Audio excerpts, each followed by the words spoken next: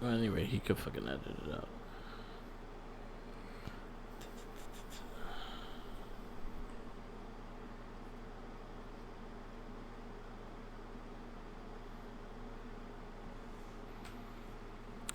What is up, guys? This is Mark with the Mic, and this is another podcast by Rest Like a Wink. This is the first ever podcast of Shell Shock.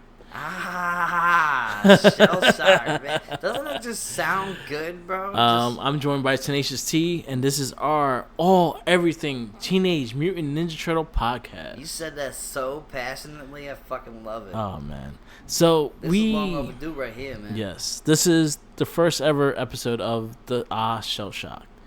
We been talking about doing this for quite some time. Probably from the Power Ranger podcast to the Star Wars podcast. Me and him always had, like the first, again, we explained it, that if our first two casts were a little high and low, I was more a Power Ranger, like watching the person. Yeah. You never watched the other ones. I got you to watch those. We did the podcast, and then the Morphin Cast was created. I was like, you love Star Wars track? You love Star Wars? Star Wars, bro. You love Star Wars. The new movies coming out. The new games are coming out. I like Star Wars. Let's do a podcast. Let's do it. So I was like, was born. So now, Shell Shock. It's an even take. We both love Ninja Turtles, and we both love everything they do. See this, except for Next Mutation. This is like, you know the story of the Andrea Gale. Yeah. The perfect storm. Yeah. That brews together is one front comes together, and another front comes together. Like we're literally taking everything that we've done up to this point. We have almost 3 years solid of podcasting together, and now finally there is one thing that we are both very adamant about. Yeah. And I am interested to see where this shit goes, man. This is Shell Shock, baby. I just feel it. Doesn't that just put electric through your body? Like, it really does. I'm very happy with this name. It's just, if you were a fan even of just the video games from back in the day, Turtles in Time, hence that's where this title came from. Yeah, how they died. You know what I mean? Like the original arcade game as well. That's with Shell Shock, and who turned off the lights? My toe. I love it, man. I love it so much. I'm so we excited are doing for everything and everything Ninja Turtles. We plan to go through the cartoons, the movies, the toys, the comics, the lore, the comics, the just in general what everything Ninja Turtles is to me. Ninja Turtles is probably one of the most fondest memories of my lifetime. Like, and I bet it was really key to you in a way. There is not too much before. Yeah. In my database. So you know everything after when you discovered Ninja Turtles. Yeah, like me personally, right at this moment in time, I cannot tell you honestly where it started. Yeah. At all. You know what I mean? Yeah. I cannot, because that would be a total lie to tell you that, hey, I remember watching this and it became me a Turtle fan. Okay. No, like when I was a kid, it was Batman everything. Yeah. Because Batman's been around fucking forever. Batman started like 92? Get the fuck out of the... What, was the comic or animated series? No, because this was before the animated series. Yeah. So you're talking about 80s, so you're talking like Super comics. Friends and... Super Friends, definitely Super Friends. Scooby-Doo, Batman. Scooby-Doo, yeah. I do. You know, like, I'm actually a big hater of Scooby-Doo. Yeah. There's a lot of Scooby-Doo. But you watched the one with Batman, didn't you? But I did, of course. Like, exactly. I mean, Casey Kasem did the voice of fucking Shaggy, bro. And he's a fucking icon. You know what I mean? But, like, there wasn't really too much before this time that I can really remember. Like, I remember, like, my uncle had me hardcore into the Rangers, so I wanted to be a fucking hockey player growing up. My 4th birthday, which was 1990, I had a Batman cake, and we have the VHS tape of it, of my mother and my aunt slamming my face into the cake. That's my family tradition, but too. But now, like, that was, like... Yeah. That was that era. So, like, the first thing that really pops in my head and this is before the movie because somebody bought me this. I don't know who it was, but I had the original movie poster. Okay. And it was framed like a fucking a wall of fame, you know what I mean, in like my room. Yeah. And then all I remember is the movie and the TV show and the VHS tapes of like Attack of the Killer Pizzas and like stuff like that. The Burger King tapes. The Burger King tapes. Are you serious?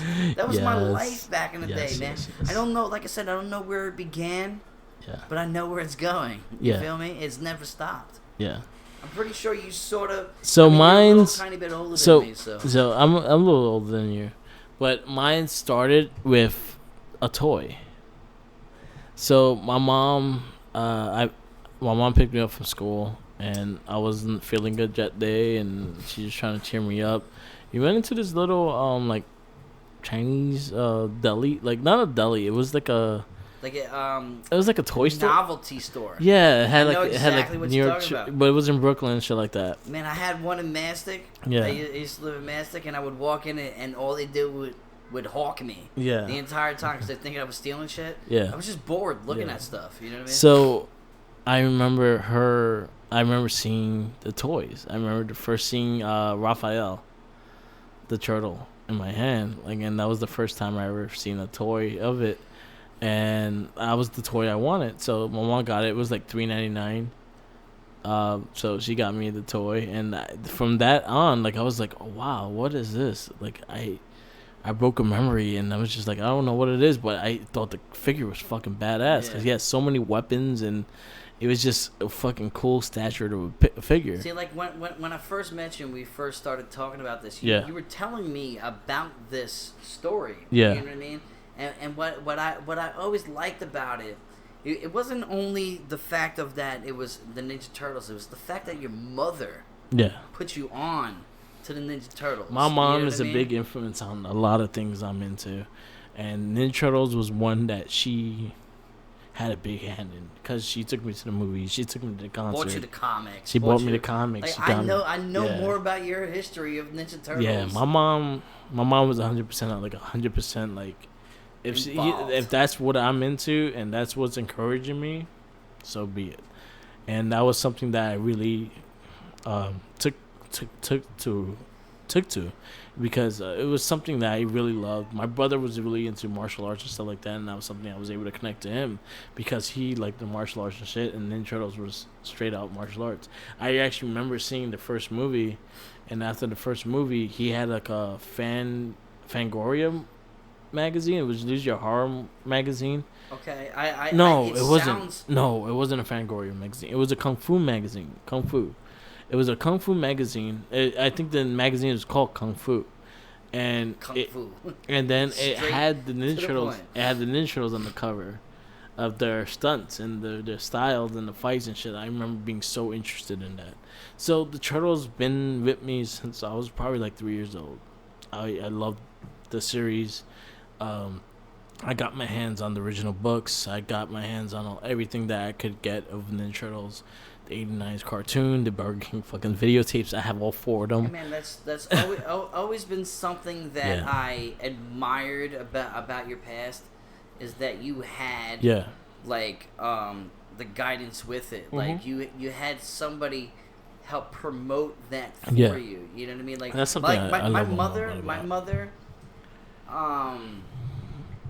I mean, she didn't deny any of it. Like she went along with whatever I liked. Yeah, you know what I mean. But she wasn't egging on the passion. Yeah, like your mother did for you. No, you know no, what I mean? Like your mother bestowed a passion on you that still lies with today. My mother taught me the rough bearings of life. Yeah, you know what I mean. That's literally what I've had my whole existence. Yeah, you know what I mean. So it's like. I always envy you when you speak, because you have a glimmer in your eye. Yeah. When you speak about it, you know what I mean, and I respect the shit. I really do. It's great memories because. I mean, your name is Raphael. Yeah, but I was not named after the Ninja Turtles. I understand that, but it was how convenient. Yeah, is exactly that? Right. And then my great nephew is Leonardo. Anyway, so going into the series, is there a cousin turtle named Thomas that we don't know about? We will talk about some of the stuff, but anyway, so this just to give you a sense of how much passion we have in Ninja Turtles. Again, I remember honestly, and then also the arcade game. I think the arcade game was a huge part because I remember we used to do road trips to Virginia, and we used to stop in those parking areas that you had. They had like Warrior stop and rides. Yeah, they had like the Warrior Rogers and Rest shit and like rides. that. Yeah, and they used to have arcades during that time when we were kids. They were fucking badass because they had arcades. Hell yeah, bro! You don't gotta explain. So that. I remember the first Ninja Turtle arcade shit, and I'm like, fuck, and I went straight to the game, and I fucking love that game. See, like with me, it was like I didn't really have any consoles growing up. I had an NES. Right. Yeah. But it was my stepfather's, so I wasn't really allowed to use it that much. Yeah. You know what I mean? Like I remember playing like Mario, or I remember playing like Tetris and games like that. I used to go to my cousin's house, and it would be the Ninja Turtle NES game. Yeah. So we're talking 1989, 1990. Yeah. I'm pretty sure the game came out before the movie did. Yeah. Like it came out 89. Like 88, 89. Yeah, the original 89 arcade was the movie. The movie was being made and produced in movie came out 90. Yeah, but it was being made and produced the arcade game came out 89. You know what I mean? So we at that time with me, it was Gung Ho Batman. We had the 89 Batman that came out to Tim Burton. Yeah. So that was life to me. You know what I mean? And all of a sudden, poof. You know what I mean? Like, and I remember vividly just sitting in this living room. We're at a family event, and it's crazy because I used to get bitched at the time about it. Because I never had these video games. I would sit inside all day and play these games. Yeah. And it was the original Ninja Turtle with the red straw. Everybody had the red bands. Yeah. The first one, one that you know what the fuck I'm talking. The impossible water stage. To fucking win. You know, I can't even get past the second sewer. You know what I mean? Like even Game Genie don't help you. Nothing. Like that, and that was before the movie. To even think that the influence in the world was going crazy like that. You know what I mean? Like I didn't like I said, I don't know where it began. But I know where it is. You know what I mean? I know what time it was. Yeah. My first real shit was having that movie poster. Yeah. And I wish I still had that shit today, because that shit's worth like $400, $500, bro. I have no clue where the fuck it went. Yeah. No clue. So let's get into the burger of the cast. Is the first Teenage Mutant Ninja Turtle movie. Came out in 1990. It was actually the highest grossing independent film of all time. Which I never knew it was an independent film. Yeah, because there was a lot of shit that happened between it. I will say two things, and this is something for you to watch, because then when we come back to the next cast for part 2, one, you will get a lot more knowledge of how the making of the movies were, and then 2, it's just a great documentary. Yeah. There's one called Turtle Power that came out about 2 years ago. Definitely check that out. It was on Hulu. It's on Hulu. I'll give you my thing and you can fucking check it out. And then... Does that come with Amazon Prime right now? No. I just signed up for Amazon Prime. But you can get... I'm new to the Prime world, so... and then there's also... there's YouTube videos of Kevin Eastman and Peter Leader talking about the movies itself. Also, the Toys That Made Us kind of explained the movie as well. Yeah. That enlightened me to so much, because I wasn't really the behind the scenes person. Yeah. I just was always like what it is at the time, and like the 90s was just, if you were a kid in the 90s, man, you really had a great time. You know what I mean? You had so much entertainment around you. Yeah. You know what I mean? Like the list can go on and on and on of epic shows. Yeah. I mean, the Ninja Turtles cartoon alone was gigantic. You know what I mean? It was a huge hit, and it sold a lot of toys. But us, especially going into this movie, especially as a kid when I first saw it, It was a whole different take on what the Ninja Turtles were with that I knew of, because all I saw was the toys and the cartoon, because the cartoon came out 88, and then we had the toy line that started in 88 as well.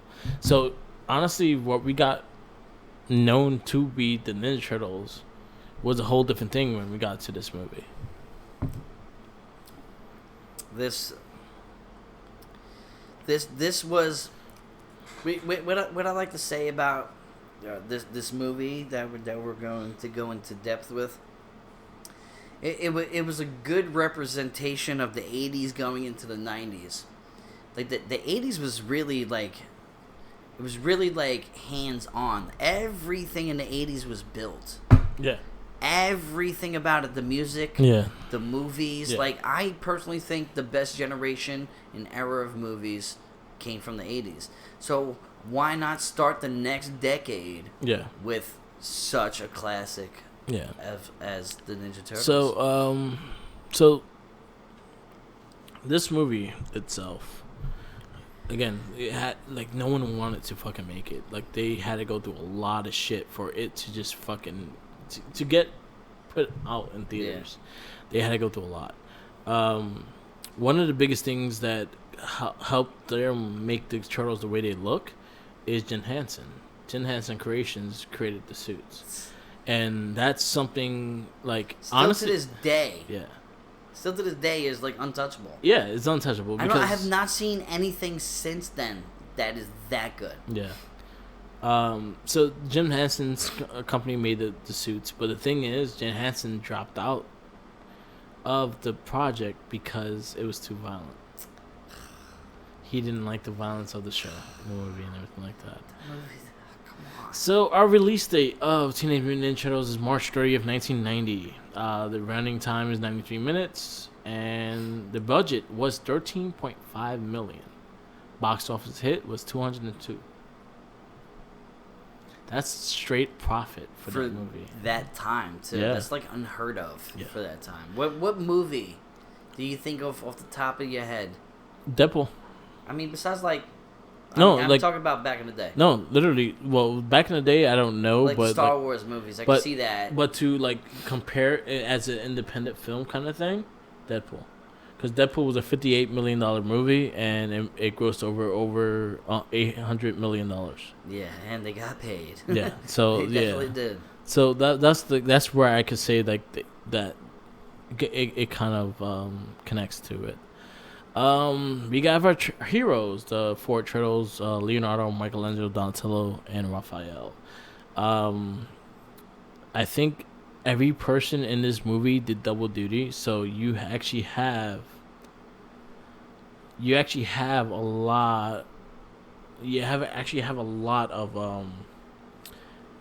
the characters within the movie. So, like, say for instance, one of the most famous scenes, the pizza scene, with Michelangelo and Donatello. He dices and slices. No, the pizza dude's got 30 seconds. Okay, in the very beginning, yes. So that scene, it was Mikey, the voice of Mikey, was the Domino's delivery guy. He's the one that pizza dude. You actually told me that like 2 days ago. Yeah. And I never even knew that. So a lot of the cast got double duty because, again, the movie was very low budget, so they didn't have a lot of money to spend around to everything. One, they had a few scenes in New York, and the rest are all in, like, North Carolina. It's crazy. Yeah. So a lot of even the city scenes are in Carolina. I would have thought, like, because there were some scenes directly when they go to the farmhouse. Yeah. That seemed like upstate New York. Yeah. You know, like in our terms of being New Yorkers. Yeah. You know what I mean? Do you think that the fact that we're New Yorkers pays more into the love of Ninja Turtles? Do you think, like, people in, like, Wisconsin were more related to fucking Ninja Turtles? Honestly, I think it was just the... I feel like the at-home aspect paid. Yeah, it's kind of like Spider-Man. You know, exactly. It's like Spider-Man. Batman is not New York, but it's an island outside of New York. Well, Gotham is supposed to be like a mixture of New York and Chicago. It's in between the Hudson River. Yeah. That's actually what it is. It's in between Long Island and Manhattan. That's where Gotham is. You know what I mean? But do you think that because like we were as we were kids, you know what I mean? Like we're just learning territorial stuff. Yeah. You're like, oh my, we're learning what New York is. Yeah. And the fact that we have superheroes that live in the sewers of New York. Yeah. You think that paved like more of the love? Like a kid in Arizona, he can't relate to New York. Yeah. You know what I mean? Like, I don't know how it was for them. Yeah. You feel me? So, Scott Steiner in the building. Yeah, Scott Steiner always interrupts our damn cast. We don't like him. Well, you know, it gives a little flair to it. Yeah. And that's a wrestling term right there. All right, so we're going to go fully into this movie. Pretty much the plot is, I'll just give it a little synopsis of that they have in here. I'm not going to take the whole movie. A crime wave was rising in New York City. Reporter April O'Neil covers the mysterious Ninja Foot Clan that led the Shredder and the Foot Leader's orders. April's silence. She is attacked by the Foot in a subways and knocked down unconscious. Raphael, one of the Teenage Mutant Ninja Turtles, emerges from the shadows, defeats them, and carries her to their hideout. Man, put that shit down. Fuck that. All right. So pretty much that was so pretty much in the beginning of the movies. It starts off with a news broadcast. Yeah. Of April O'Neil. Yeah. But what did you think of her as April though? You know what I mean? Do you I think she was good. I thought she was good too. I feel like if I saw her in anything else, I've only seen her in one other thing, and it was Armageddon. And she was the wife of one of the guys in Armageddon. Yeah. But she will always be like April O'Neil. Yeah. You know, in like my eyes, like the Vision. Yeah. She's not the cartoon version. She's not none of that. But it starts off with that news broadcast. You know what I mean? Yeah. And she's talking about it, and then she gets jumped. Yeah. Outside of her news van. Yeah. And then all you hear is. Yeah, in the shadows. And the funny thing is, the cartoon kind of did it the same way, but somehow in the cartoon they did it in the sewer. Like, so she ran into the sewer and they were jumped her in the sewer. Why would she ever be in the sewer? I don't know, but that's what the cartoon did. But in this movie, Raphael threw the side to the hot light, and then all you hear is sound effects of people getting their ass kicked. Yep. And then woo! The cop shows up and shows the light. And the ninja vanish. And then everybody's just laying there. Yeah. And it's April, all disoriented. And sees a sigh. Picks it up, looks at it, puts it in a purse. And then all you hear is that epic, damn. And then hops in with the fucking best entrance fucking song ever. I'm so amped up. It was so good, bro. It was such a great way to start the movie. It really was. Man, I love that opening theme song. Yeah, it was so... You know what? One thing I'm going to say a lot about this movie is the music within the movie. The score was so good, and it built with everything. Even the last song at the end of the movie. Nobody knows him for anything else. Yeah. But that. I don't even know who the fucking guy's name is. But he's only known for that. Yeah. T Power. So we had that scene, and then we have the most epic opening of the Turtles. This is the first time we actually see the Turtles on screen. Yeah. And they're saying their fucking catchphrases. Awesome. And tell me you weren't just sitting there like... I was mesmerized. Holy shit. You know, this crazy shit is, I remember my first sitting down watching this movie. I don't. I remember it clearly because my mom took me to see it with a couple of my friends. And my sister, we all went to see this. And my mouth was like... hanging out, drooling, right? The whole movie. I was just like... See, to me, when I think of the movie, I think of the VHS tape. Yeah. I think of the cover of it. It's all dark and black, and then you see all the 4 Ninja Turtles standing there. Yeah. And in like the sewer thing at the top, Teenage Mutant Ninja Turtles. Bro, like, still to this day, like, VHS had the best visuals when it came to, like, the original shit. You know what I mean? Like... So we got the most epic scene open, and then you see Raphael fucking disgruntled. And mad that he lost his sight, and he was like, God. So, you know, man, Him saying "damn" was like the biggest thing to my fucking life. It was like, yo, he just cursed on this. But the rawness of his voice, you heard it, you felt it. You know what I mean? Like, damn. He's like, damn. But just hearing down like. And then it just turned into fun. Yeah. And they were sitting there gossiping on how much fun they had doing it. You know what I mean? Like, it was totally tubular, dude. Yeah, man. You know what I mean? love that scene. Then they bring themselves into the lair. Yeah. You know what I mean? And then Splinter. they popped in and Splinter. Yo, Splinter looks so good, though. I love Splinter. Splinter is talked by the same guy that did Elmo, and he's also the same puppeteer that did Elmo. So he didn't really do a lot of moving around. No, so because he's a puppet. He was a full puppet. Like the other ones were animatronic, and they also had people in them. Splinter was just a full hang-on puppet. He was. I think I learned more from Splinter than I learned from my own father, bro. I'll be completely honest. My father wasn't in my life like that. So in the beginning of it, he pretty much kind of gave him. Fucking Leonardo comes out. You seen? Leonardo comes out. Was like, they were mentee, but we kicked their. I mean, we did well, Master Splinter. He's gonna cuss. And then he was like, "Were you seen?" But what you seen? And then his lectures. From this day forward. And then but he knew something was going on because he saw Raphael in the background. He wasn't pacing, but he just had this stern look. And he's like, I lost the sigh. Then it's gone. But I can get it back. I can get it back. That literally that was what I would like to say. Like, Splinter knew his kids. Yeah. Like they were his kids. You know what I mean? Even though they were turtles. Yeah. And he was a fucking rat. You know what I mean? Yeah. He literally was watching everybody else have fun while he was Raphael. You know, as I would put it. Yeah. You know what I mean? Then it's gone. Yeah. But I can get it back. I can get it back. Yeah. So he was really disgruntled about losing his side. Raphael, the Splinter tried to calm it down and everything like that, but let's meditate. Yeah. And then I love how much you see the kids in them.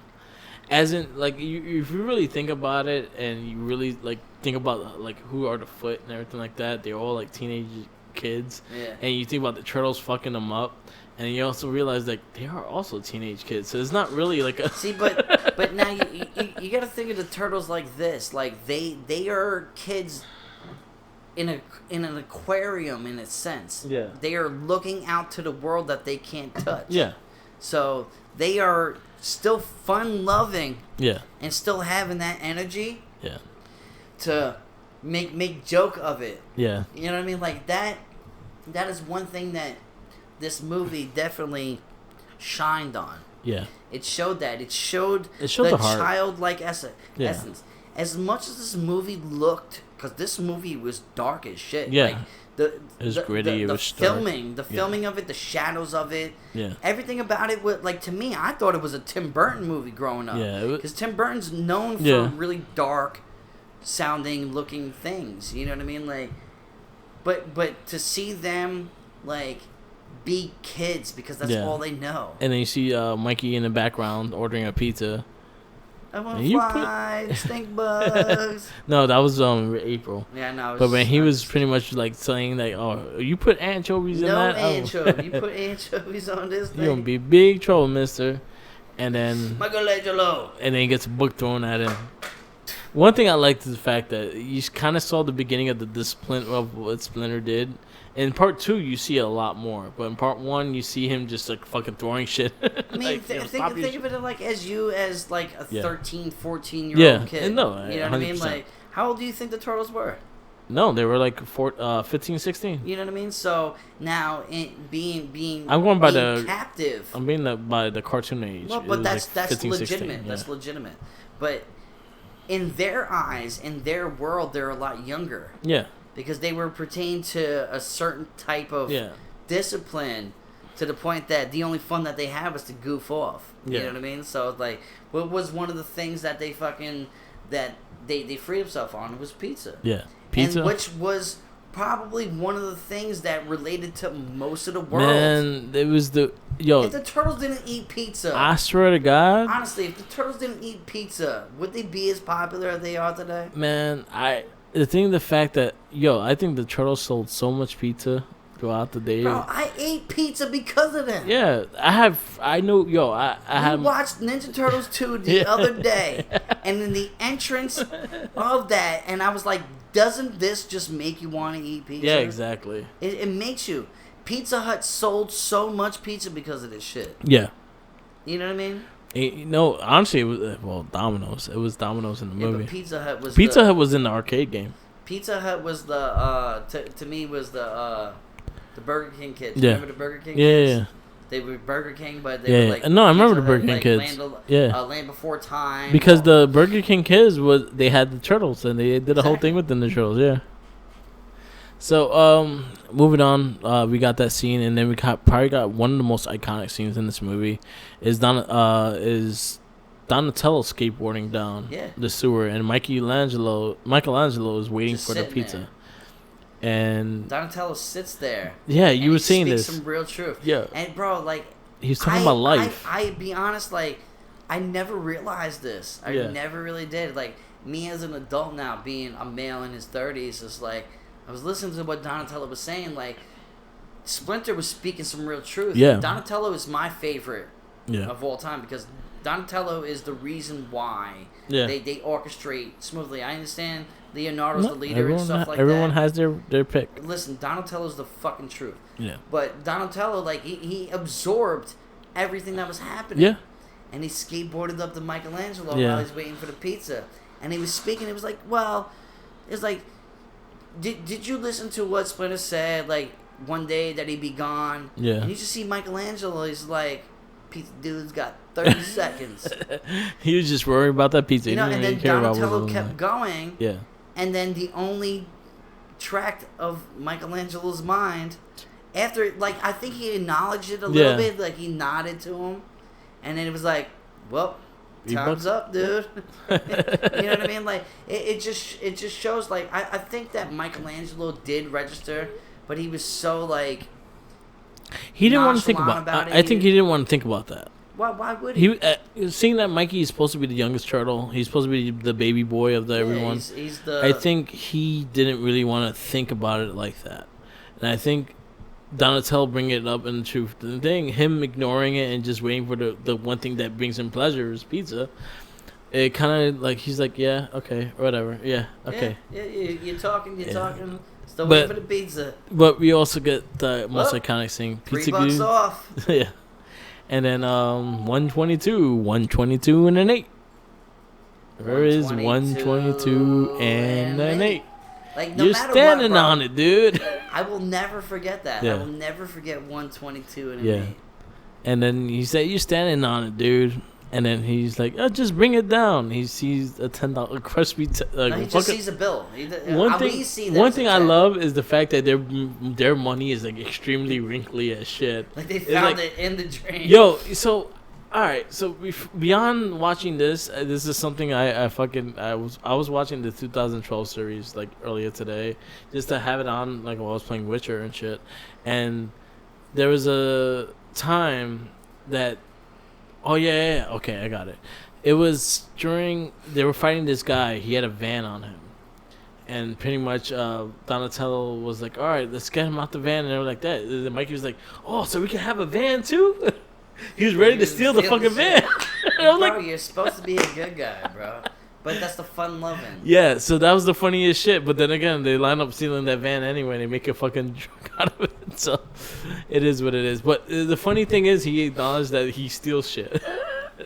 So that was the funny thing. So but that's what kids do. But I'm thinking, like, how these turtles fucking get their money? And then if you look at their layer, it was more of shit that was probably thrown like, out. But money wise, I think. But then again, you really think about it, it's like a lot of people drop money in the sewer. Bro. And it's funny that you say that because my grandmother lived in a very diverse area on Long Island.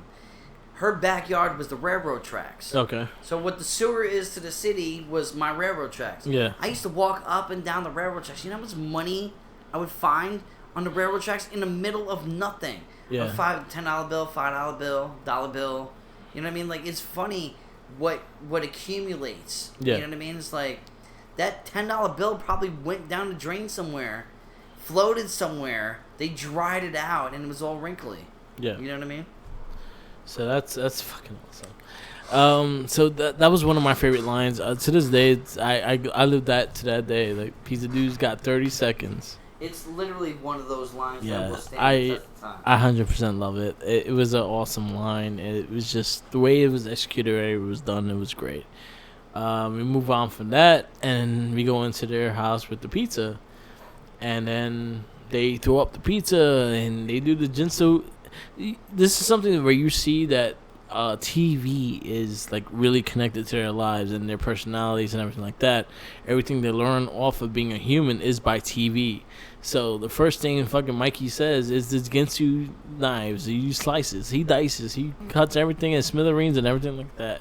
And that's a thing that you get off of TV, and that's something he learned off of TV. And you see the pieces fly everywhere, land on Splinter's head. That's probably one of the cutest icons, because he's like, it lands on his head, and he's like, kids. And it moves on, and then you see Raphael. Leave. Getting ready to go, and Leonardo's like, "Oh, where you going?" Movie. Yeah, is that right with you? All right, whatever. So little facts about this movie within the Donatello scene. The Donatello Michelangelo pizza scene. If you actually, the Domino's guy was the voice of Michelangelo, and I never knew that. Yeah, he was the same guy that voiced Michelangelo. So pretty much, and then he was also in all three movies. He's the voice of Michelangelo in all three Turtle movies, which was cool. I like that. Which failed to me with the second movie because Corey Feldman voiced Donatello, and I think Corey Feldman had the quintessential voice for Donatello. Like, if I see Donatello, Corey Feldman's voice is Donatello. I understand you that. Feel me? Like, it will always be that. And when the second movie came, that sort of blotched it for me because Corey wasn't part of it anymore. Because Corey Feldman is. If you guys don't know who the fuck Corey Feldman is, he's one of the biggest child stars ever in history. Yeah, he literally is. He was a force to be reckoned with in the 80s. He really was. He might look like Michael Jackson now, but like that's neither here nor there. So I'll give you the voices of the current characters and stuff like that, so you can actually know who they are. Give a little history. So you have Brian Tashi, which as Leonardo the leader, and he's also closest. He was Leonardo. You had Corey Feldman as Donatello. You had Josh Paris as Raphael. Josh Paris is a really known actor. He did a lot of shit. The last thing he actually did was Law and Order SVU. He was a district attorney. If you actually see his face, you may recognize his face, but he was the only one that actually voiced him and actually did the work in the suit. Okay. Because everybody else was like Kino from the second movie was Donatello. Then you had Rob Rist, which was Michelangelo. Kevin Clash, which was Splinter, which he was also he's famous for talking Elmo. He also did the puppeteering and everything like that. David McCannon as Shredder and Naruko Saki. And Michael Kananoli as Tatsu. That's a weird name for a Chinese guy. Tatsu? Yeah. I don't know. Maybe Tatsu means like ramen noodles. So the puppeteering. So the thing is, this is the series that you have the puppeteering. So you had two suits. You had one with the facial assistance, and then you also had the one without the suit. One of the things. I'm not gonna say everyone's name because it's gonna be crazy to point out every single person, but the one person I'm going to spot out to is Ernie Reyes Jr. as Donatello. He was the stunt guy in Donatello. Ernie Reyes Jr. goes on to be Kino in part 2. And Surf Ninjas. And I was a fan of his. Yeah. You know what I mean? Also, his father was in one of the suits as well. His father was Raphael. No, not Raphael. Leonardo. So you had his father was in the suit. His father was in well-known martial arts as well. So that was a cool thing to know. Like again, Keto, you got Keno coming in down the road and shit like that. But again, you explaining the Corey Feldman like that, so I just wanted to just. Corey Feldman is the voice of Donatello to me. It's just like it literally is like James Earl Jones is Darth Vader and Mufasa. Yeah. Donatello is Corey Feldman. Yeah. Like, it just, his voice just sounds perfect for him. Mm-hmm. It really does. Like, I mean, I hear the animated version. You know, I can hear all their voices in my head. I've seen it enough to know what their voices sound like. Yeah. And which Donatello was Freakazoid. It was fucking, it was a bunch of people. Yeah. You know what I mean? I remember you telling me about that. Yeah. Ron Paulson. Ron Paulson was Raphael. He was the Freakazoid. He was Jack Warner. He was actually Donatello in the 2012 series. One of the guy that talks Raphael, he's in Joker. As who? He's the guy that owns the clown. He's the business owner for the clown. Okay, the one that is like you're weird. Yeah, and you fired kind of shit. The one that fires him. I know exactly who you're that's Raphael. Okay, that's fucking awesome. That's know. Raphael. That makes me like that movie so much more. That's Raphael. That's cool. So we go from the scene of the pizza and Raphael putting his trench coat on. He goes and sees the movie Critters. Yeah. Which is fucking awesome because that's puts you right at the time. Yeah. You know what I mean? Like Critters, I remember Critters. Made me not want to go to the bathroom because they popped up out of the toilet and ate your asshole. Yeah. You know what I mean? But he comes out and then he's walking right down Central Park Avenue. Yeah. Right? I know exactly where it is because I actually purposely walked this route to see where they hopped over. Yeah. One day after work, I had a dentist appointment, and I Googled shit. I was like, yo, where did this happen? Because I'm not from the city. Yeah. You know what I mean? I'm from Long Island. So anything out here to me while I'm walking is a tourist attraction. Yeah. Unfortunately, but it's the truth. So I Googled exactly where they hopped over and where the movie theater was. I Googled where Tupac got shot. I walked around for a little bit. You know what I mean? And... Yeah, this area, it was Central Park Avenue. Yeah. That it happened on. So he's walking down. You see two thugs running down, grabbing the purse. You know what I mean? And he starts running after them. They hop over that wall, and then enters one of the most iconic fucking. I honestly say that he lived and breathed Casey fucking Jones. Listen, I'm gonna put it like this. He is nothing but Casey Jones in any other movie. No, I don't even know his name.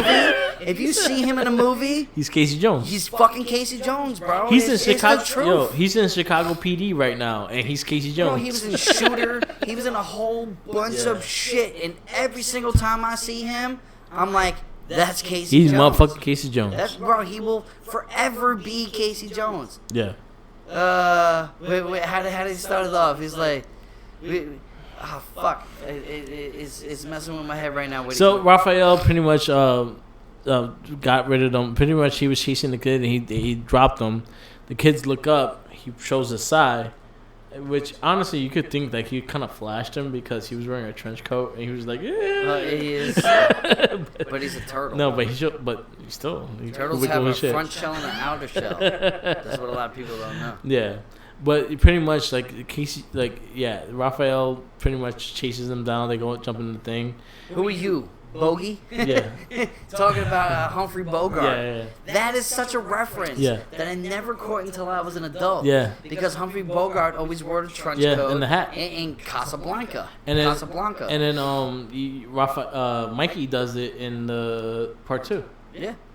Definitely does. Yeah, he does in part 2. But he was... he was fucking up the dudes. He was like, what did he say to him?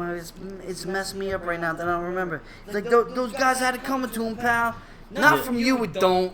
Not like that, it don't. Not from you. He's like, okay. It's like, all right, you're about to get 101 with Casey Jones. Hence, cricket. That was actually one of the most iconic scenes in this movie, as well as the fact that the fight with Casey Jones. Because honestly, this relationship with Casey Jones throughout the whole Turtles thing is always kind of the same thing that they did here. Is the fact that they always kind of had a rivalry, but it's a mutual respect. But it was it was the fact that they'll fuck each other up. So one will win and get back up and help them up, kind of shit. The thing is with it is at this moment in time, Casey Jones knows that Raphael was there to stop them from doing what they were doing. But Casey Jones was pissed off over the fact that he stopped him from doing it, so he taught him a lesson. Yeah. But any other time that they ran into each other, or like when he saw him on the because he recognized him, he was like, he was like, that's what the pal. fuck is that? He was like, no, that's my pal, because they were for the same thing. They're the vigilantes. Yeah, because he was like, oh, you're some green punk with green paint. That's what he said. He's like a bald guy with green paint. You some sort green, of a punker. Yeah, punker. I don't like punkers. I don't like punkers. Oh man, that was a great scene. I love that scene. See you later, freak. I got work to do. And then he was like, "This is a whole Jose Canseco bat." I what bet is this, you, a whole Jose Canseco bat. I bet you didn't pay him no money. You didn't pay money for this. Ooh. What a whiffer! Yo, that whole scene is just but just picture Central Park nighttime. These two guys, this guy with a fucking hockey mask that I've never seen before. I've never seen that type of hockey mask besides Casey Jones. You know what I mean? Like, that's his signature look. Yeah. It's the straight face, barrel nose hockey mask. You know what I mean? Yeah. It's not like Mike Richter. It's not like any other hockey player you would see. Like, this guy walked around with a duffel bag full of fucking bats, hockey sticks. He had a cricket mallet, bro. That was Casey Jones. Casey Jones used cricket. Yeah. You gotta know what a crumpet is to know you understand cricket. Ooh. Oh, let me show you. I'm gonna show you. Boom. Toss his ass in the. And then it had like some epic music. Right, it was so good. It was so epic, man. It really was. But in the beginning of the scene, you gotta give Raphael his credit of knocking his ass out, and then he's like, "Raphael wins 1-0," and then he brought out the cricket and knocked his ass out in the trash can, and then he said, "Freak." Because he was mad because he got called a freak. In his eyes, he's not a freak. He's just a person. You know what I mean? Well, he's not a person. He understands what he is. So he started chasing Casey Jones. Another fun fact: the taxi cab he rolled on. He's like, "What was that?" It looked like a green turtle in a trench coat. So, fun fact: the guy in the back seat is Raphael. That's awesome. Yeah. I didn't know that. Yo, you were schooling me on some shit that I'd never even known. Funny fact that was Raphael. So like I said, everyone had like double parts. I think Leonardo, the guy that played Leonardo, like a green turtle. Yeah. In a trench coat. You're going to LaGuardia, right? And it just shows you the New York. Yeah. Like New York, still to this day. Like, bad shit happens to people and we just brush it off. Yeah, exactly. You know what I mean? It's like, I love that. It's part of everyday life. Yeah, I love that scene. Like, a turtle can run over your cab. Yeah. And you're like, you're still going to the airport, right? Yeah. You know, you're still paying me, right? That's all that matters. Fuck all the bullshit. Exactly. So we go into what I was just saying just now. Raphael comes home. No, that's what happens right no, after. I just wanted to say something. There was something else. You know what? Yeah. Raphael goes home, and Raphael... Splinter was up. Yeah, Splinter always got these burnt out candles. Yeah. Like these half burnt things. Like, he's like a homeless dude with the cigarettes. Like, they get a half burnt cigarette. And we work at Grand Central, so we know about... Like, if half these fucking people at Grand Central who were homeless had fucking half these candles, they could do a lot with. Splinter is very resourceful. You're like, you had... Raphael. You had a very intimate moment and talk, and then we flash to like April. Yeah. You know what I mean? She does a news broadcast with Charles. Charles is telling her like, yo, like, don't test the fucking commissioner. Like, stop, bro. Don't do it. And she's trying to be this new edged, like trying to she wants a corner office, bro. You know what I mean? Like, she's trying, so she's like, Charles is telling her, like, she meets her at her house. Yeah. With Danny. Which is his son. If everybody has not fucking seen. Thief. Stealing money off her. $40 he stole. $40. You know how much $40 would have got you back in the day? Though, at the end, he only gave her 20 back. You know how much $40 would get you back in the day? Yo, you could get 40 hot dogs. 40 hot dogs for $40. Or you can go to Dollar Tree and get a house full of Dude, shit. think about it. Think about it at that time. How much $40 meant. Bro, yo, that was the whole set of Ninja Turtles at the time. They were all like $2.99 at the time. There was one scene with Charles and Danny before they're in the car. My boy, Charles is like, "I'm making enough money for both of us to live." I'm like, Charles, like, what? Like, I do. What era do you live in? Because I can't even provide for myself. Yeah. Let alone a child in this world. You know what I mean? But then again, he was a single guy back in 1990. He looked miserable too. Charles was miserable. Oh, Charles was miserable. The fucking cop had. I feel like he should have been breaking out in hives. Yeah, he was so. He looked like he was gonna put everything. his head through the wall and shit. You know what I mean? So, you know, he was he's like, yo, my best reporter got jumped. Yeah. So he's like, yo, calm down, Commissioner Stern. Yeah. Right? Commissioner Stern, he's like, just be easy, okay? Take it easy. And what does she do? She goes and interviews him and talks about the Foot Clan. Yeah. Goes ham. And then she comes out, and then Miss O'Neill. So before this, we actually got a scene of Shredder. It's the first time we kind of see him in a way, as in she was. Well, the first time you see him is when he walks out in the main thing, but you see during that interview. They hadn't did that during scene that yet. interview with Stern. You see, find her, silence her. Yeah. He throws the knife into it, bro. That whole scene, tell me that wasn't fucking epic, bro. He's sitting in a room full of televisions. Yeah, I'm like all staticky. Yeah. Bro, it was just filmed so good. It really, really was. Yeah, it was. Find her. But that was before that. That was before because he told her to silence her because that was after the news report she did, and it got him in trouble. It got Charles in trouble. Yeah, but then the foot soldiers saw her again, and that's when Raphael comes in. So we have a message for you, Miss O'Neill, and it slaps the shit out of her. But before that, she's like, "Time me," goes in, talk about something that happened years ago in Japan. Yeah. And then you're trying to tell me you're not doing everything you're supposed to do. Da, da, da. He's like, "Are you trying to tell me how to do my job?" And walks out. I feel like that 107. Yeah. A new record. I feel that cop was gonna be a bigger character throughout the series. Stern was a bigger character in the cartoon than he was. But he looked exactly like him, though. They portrayed him in the cartoon. Yeah. And then like also that guy was supposed to be what's his name? The other reporter. God damn it! Can't think of his fucking name. TMT cartoon. Virgil? Was it Virgil? I don't know. Yeah. It was supposed to be. So originally that character there was supposed to be. Yeah, it was supposed to be. I think it was Virgil. I think he was Virgil. That's my Virgil? cat. Yeah. I don't know. Yeah, it was the guy in the cartoon. He was the guy in the pink shirt that always had a rivalry with April O'Neil. I can't think of his name right now, but yeah, he was originally supposed to. That the guy that gave him the time, that gave her the time limit, was supposed to be the person that was basically like Jimmy Olsen of this world. Yeah, basically.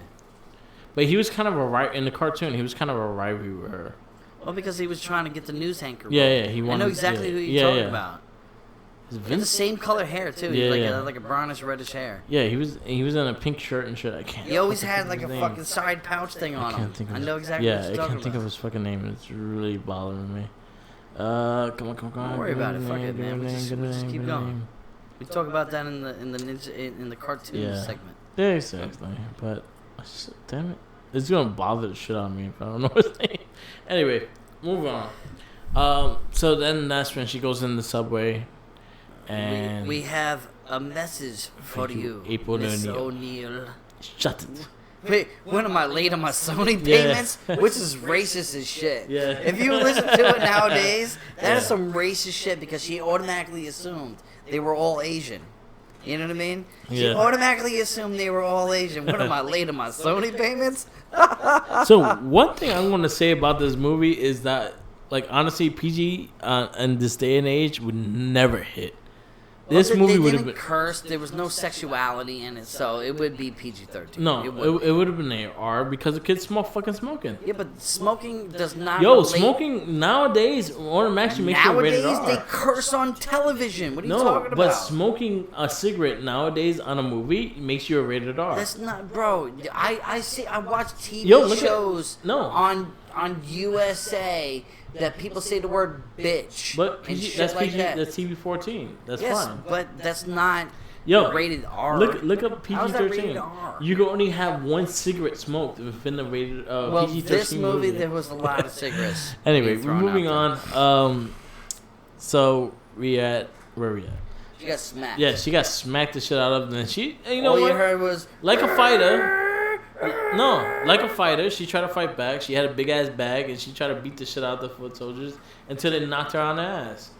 And then the subway walked. And then and then you hear the slide of the fucking side. Because he got it back. And then and he it was like fucked poetic everyone justice because when he said it, he was going to do. He did, and he felt back to himself. He was like, shh. I fucking love that scene. That was an awesome so good. scene. And then he comes up, does the high side kicks. Yeah. And then whoosh, whips out the sides. Yeah. Yeah. Bro. That was an awesome epic. Scene. That was epic. an awesome scene. Then another subway goes by. They're all knocked out, and he picks her up and runs her down. Yeah. And this is actually the start of the downfall. Right here. Because one of the foot soldiers follows him. Sees it and starts following him. So Raphael wasn't thinking straight in the fact that he had to save somebody. She got jumped in the subway. What was I supposed to do? So, like, I understand his mentality in this is the fact that he's scared that she's hurt. So he had to do something with her. And I feel like that's the reason why he went in the subway with her. Because honestly, if anything, if she was okay, then he would just disappear and you won't see him. Well, every time she was on the television, they're like, oh, she's a babe. That was Mikey. She's a fox. That was Mikey. Yeah, but everybody was glued to the television. That was all Mikey.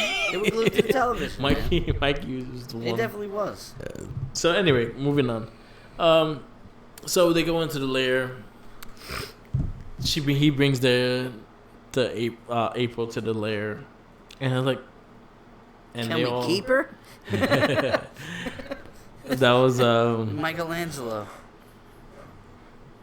The fucking. So she got jumped in the subway. What's I was supposed to do? So pretty much they were like, wet washcloth now. Yeah. Get her pillows. It was a funny scene. It was a really funny scene. It was pretty much all the turtles reacting to April being in the lair, and they were like, "Oh, what happened?" Like they were just pretty much something like that. Wow, she's a babe. So it was like this TV news reporter. I had to bring her. Like she got knocked on the subway. I got to bring her. Hey, it's the news lady. Are you crazy? They asked him if he's crazy, and then he was like, "No, crazy. Leo, I'm not crazy. Louis, okay, hey, I'm crazy. A couple of throw pillows here, and these TV news reporter. What do you think, Raphael?" And then he was like, then that's when he said she got jumped in the subway. I had to bring her here, and then Mikey was like, "Can we keep her?" And then it flashes to but then it goes foot soldier in the subway like peering. Yeah, in. you see him peering in and everything like that. You know what I mean? Then she wakes up. Then Spencer pretty much was saying like cold washcloth and everything, took care of her and everything like that. And then she wakes up to Splinter in her face. Oh my god, that was the most. Calm down, Miss O'Neil. Yeah. He knows my name. He knows my name. And then he was like, if you... He speaks. Yeah. And he knows my name. Why I've never... And then she was like, why I never dreamed of Harrison Ford. Dream about Harrison Ford before. Yes. And then Splinter. I'll explain it to you. It's very simple, Miss O'Neill. And then Splinter always has Why can't I dream about Paris or Harrison Ford? So fucking Splinter always has like a beat when he fucking shit. He always has like. Dun, dun, dun, dun, dun. Then we get into the origins, the history of the turtles. So you pretty much they kind of changed. All right, so Splinter's origin changed in many ways. The original cartoon, he was human, became rat. In this one, he's a rat. He was a rat that was training. They got mutated. Same thing in the comic. Well, he didn't train. He was emulating what he saw. And the same thing in the comic. The same thing in the comic. He was kind of imitating. He was just a pet. Yeah. That was standing there from Yamato Yoshi. Yeah. And pretty much the mutant changed them into what they were closest like. I just want the world to know that this movie has warped our work progress because we have a miscellaneous homeless person that goes around. Yamato Squishy. Who is the grand master of all the homeless people named Yamato Squishy. Yeah. And then he talks about the whole everything about how you discovered the turtles and Yamato Yoshi fell in love with this woman. Yeah. And Orokusaki was also in love with the woman, so he came to kill Yamato Yoshi. Yeah. Killed the girl first. Yamato Yoshi found out about it, and he killed him. Splinter saw him. He's a rat. Jumps up, scratches his face, and cuts off the end of my ear. He explains the cut off of the ear with Danny. He didn't tell her the whole story. He told her how he became and how the turtles became. He didn't tell. He told. I found myself in a sewer, scrounging for food. And then one of them. I came about 4 baby turtles. Yeah. One of them spoke. Pizza. And they were crawling around in ooze. Yeah, and they were growing. They were getting bigger. They grew at a rapid pace. And then he started growing at a rapid pace, and seeing that he learned a lot from his master. He radical. The turtle started to talk and everything, and then that's one when of you my get favorite gifts I ever got you, though. I still have it. I have it up on my shelf right now. Because no, I still. Bro, I got him, just so everybody knows, NECA came out, and NECA is like turtles. The epitome of Ninja Turtle sculptures. So I got him the original from the movie, the baby turtles with the pizzas and stuff like that. That was a birthday gift. Yeah. I was very happy about that. Yeah, I'm very happy about that. I love those figures. I'm very happy about that. But yeah, my boy Justin was just hitting up. He's actually taking care of the podcast, and shout outs to him. To Sus SUSJUS, hit him up on Instagram. He's fucking awesome. Anyway, he was telling me that he's been waiting for a fucking Casey Jones and NECA. And I'm like, it's coming out. I will take him in the hole. But it's coming out. Not the cartoon one. I want the movie. Hell yeah. Casey Who wouldn't Jones. want the fucking... Yeah. The ones that looked exactly like the dude. Yeah, I want And then Casey have Jones. him go to Comic-Con and fucking start signing shit for people, bro. Exactly. That's how it would work. Exactly. So we move on. Pretty much. We go to Danny. Yeah. We start finally going to the empty warehouse. This is what we got. Because Danny's a very bad boy. You know what I mean? Danny was part of the original So segment he- in the beginning. so Because he- in the beginning, yeah. when April O'Neil was telling about the corruption Yeah. that was happening with the foot soldiers, there was random things being stolen throughout the city. Like there was an old lady sitting on her fucking fire escape, and watching got the TV, and the fucking TV gets taken. You know what I mean? Danny was part of that. Yeah. You know what I mean? He would steal a wallet, and then Yeah. a foot soldier would walk by and take the wallet from him. So they had like an organization where they utilized the youth of kids. Yeah. Because these kids felt like outcasts. They had no place to be. So what did they do? They took an empty fucking warehouse and turned it into a treasure trove for kids. Think of like Little Monsters. Remember the movie Little Monsters? Yeah. When you went down, you could do whatever the fuck you want. This is exactly what happened. It was literally like that, just in real life. And this is your first movie appearance of Sam Rockwell. Yes. That was his first movie. And he is an Academy Award actor. Yeah. He definitely is. Sam Rockwell is the man, bro. He's the fucking man. Fucking Bro, Astronaut. He's in fucking the Green Mile. Yeah. He's in fucking Iron Man 2. Iron Man 2. I mean that's just a couple of them. The man's been he's grown since then. Let's just say that. So he pretty much offers kids cigarettes. He gives them Menthos. We want menthol or regular. Yeah. Whatever you guys want to do, you do it. You see kids skateboarding. They have like a whole skateboard park in this place. It's like, all good, arcades play, have fun. And then one kid ran into Tatsu, and he was like, "Go, play." And I think he does the walking thing with his fingers. Go, play, have fun. I do that to my niece. Like, how do you take somebody like that seriously? I would be like, yo, I gotta leave. Man, Tatsu's always serious face, and when he smiles at you, I'll be scared.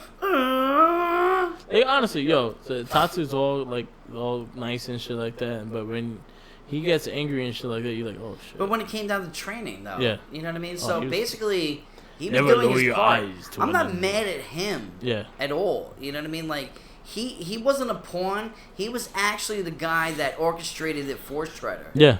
You know what I mean? Like, he was that dude. Yeah, and then he's the one that orchestrated it all. You know what I mean? Like, Shredder, nobody knew who Shredder was until they saw him. They knew the lore of him. Yeah. Like, so when Shredder walked in and we had that dong moment, you know what I mean? And you see the epic Shredder walk in, which is probably symbolic still to this day. Yeah. Just that walk in with that fucking, with that cape and fucking the moving the cape over the shoulder blades and shit like that. You know what I mean? Like, everybody standing in the crowd watching was like, you know, just in awe. They had no clue about that. They thought it was just a freeloading session all day. You know what I mean? That's really what it was. Danny was out there fucking stealing shit. He stole a Walkman. Yeah. You know what I mean? So you got Shredder pretty much saying that there's turtles. We have enemies, freaks of nature, trying to ruin their way of life. Yeah, their way of life and like that. And he was like, I am your leader, I'm your father, and pretty much like that. The outside world rejects you. They don't like you. And pretty much he's like, I accept you for all your flaws and whatnot. So you do your biddings, and I'll make sure you're good. I'll protect you. I got you. And honestly, Shredder was doing his part. Because, if I was a teenager at that time, I would have been there too, bro. I would have been there too. So I'm not denying that he at all. He brought a lot in that. Everything that Shredder fucking gave to people, all those kids, bro, I would have been in there. You know how much times I would have got laid, smoked cigarettes, done drugs, had a good ass fucking time? It literally was a shit show. Yeah. That's what it was. So it was like Biodome. Yeah. You feel me? Yeah. It was like Biodome. You just were enclosed in a whole bunch of shit. So a big key point we forgot to mention, so like that, when after they met April, they took her home, and they actually went to her house. Yeah. They all were bugging out, cracking jokes, and this is actually a fun. See, but this is the time. But this is like in between of the times. But the time that we're talking about right now is happening while they're bringing her to there. Exactly. You know what I mean? So they bring her up through the sewer. Yeah. You know, like, I would invite you up. Yeah. But I ain't got nothing to offer you but frozen pizza. Epic scene. Whoosh. Mikey had like a fire rocket launcher on him and fucking flew out. I feel like Donatello pushed him up. Yeah. Let's go. Did she say pizza? And you live in an acting store? Pizza. Free pizza. So they all went to her house. They're all bugging out, cracking jokes and shit like that. Time. They all you dirty rat. You killed my brother. You dirty rat. I love how serious the Turtles got when they said, "Oh, that's my Splinter's favorite." And then April's like, "That must have been Splinter's favorite." And all the Turtles just like looked at it like, "What? You talking about my father like that?" It was a joke. I love that. I love that scene because you see how. But at the same time, that set them up for failure. Yeah, but I also love the fact that you show how serious they were about their father. They were like, "What? Like, were you talking shit about my dad? I'm about to stab your ass." I'll eat your pizza. And then, pretty much they. At that time of absence. Yeah. Gave the foot soldiers the ample time to hop in. Yeah. And fucking destroy shit. Now tell me, when they came back to the sewer. Yeah. It looked like it was rampage. Like it was fucking crazy. It looked like, honestly, when I was a kid, I thought Splinter was dead. I felt like Splinter looked like he was back. Like leaned over, fucked up, fucking dead. and then you hear Raphael with the. Yeah. I feel like honestly in that scene, I feel like Splinter fought back, and that's why everything is fucking destroyed. Well, he was bleeding. Yeah, I feel like Splinter fought back, and it took a lot of them to take him down. Splinter's no slouch, bro. Yeah. Splinter, I feel like the place was clean until he started fucking them up. Yeah. And then he took out a bunch. Yeah. And then got captured. Which we weren't shown that, so I agree. But I feel like he fought back because all that damage, it was just useless. Like honestly, I feel like Splinter took a motherfucker out. But then again, they probably dragged the guys out to make sure they don't be seen in the fight because they're ninja shit. But I feel like honestly feel like Splinter fought back. Splinter is a master ninja, bro. Yeah, so he fought back. He's like a Jedi. He's like Yoda. You know what I mean? That's basically what he is. He fought back. Bro, there's no way in hell he didn't fight back.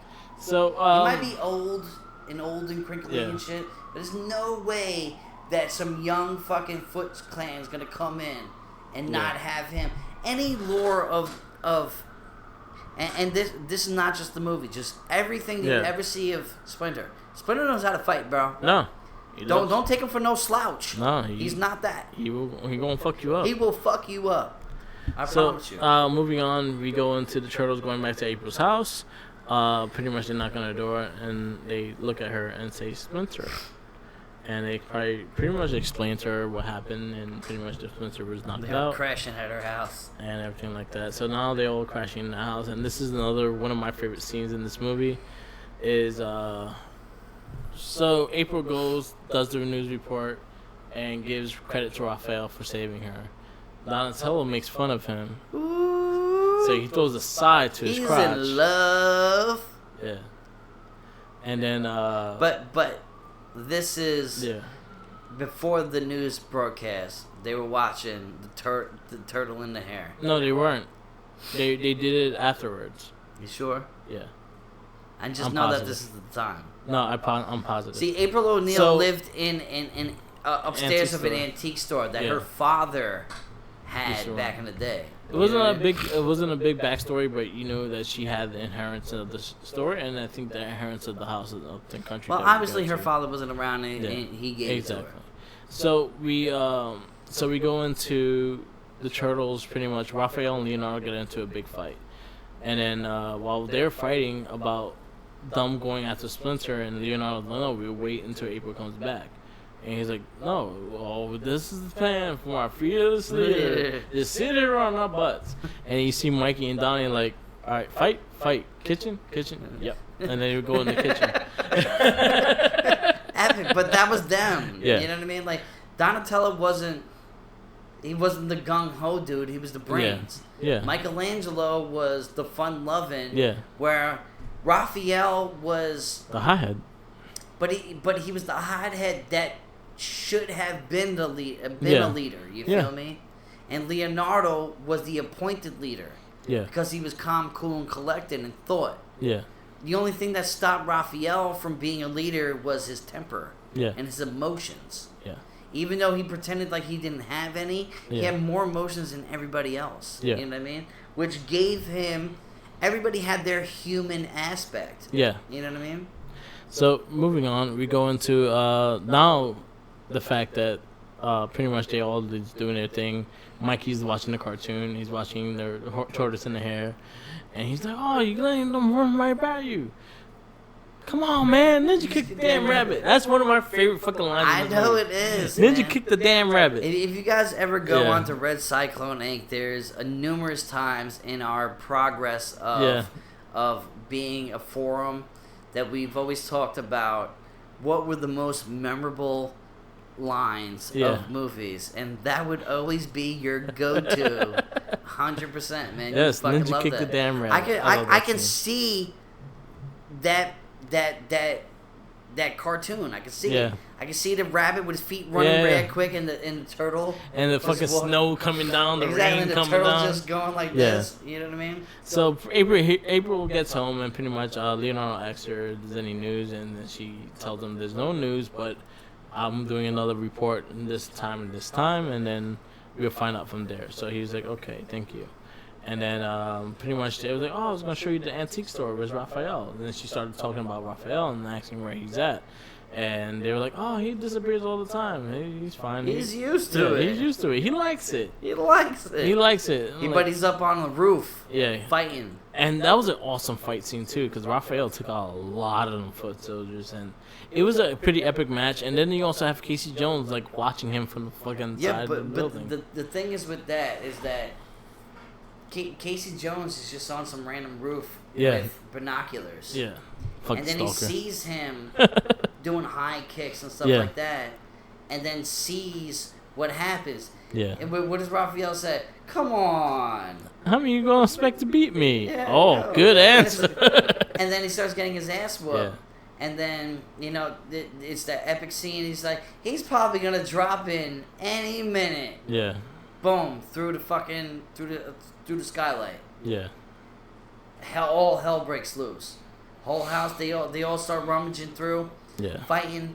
They start California roll. They're doing that whole shit. Donatello gets his head stuffed in a fucking... oh, you forgot the one of the best scenes. I didn't forget nothing. The Nunchakos. The fellow with Nunchakos, hey? That's when they went to the basement. That was the first floor. That was the first thing in the fight. Fellow chucker, and that's how they started the fight. And then Donatello jumped out at him. Yeah. And then after that scene, that's when Donatello, when he finished it, Donatello attacked. Keep practicing, dude. He's spinning it on one finger. Yeah. And then he jumps over, and then Donatello hits him with the bow. Yes, exactly. And that's when the fight starts.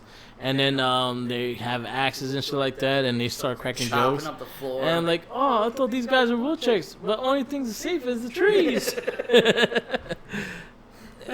I love all the little lines, Wheel of Fortune and things like that. They have Wheel of Fortune, dude. One thing I love about this movie, they have the essence of the Turtles. They always have the crack jokes and the one-liners. That is one thing. Like I have not looked at my phone once as we've been discussing this.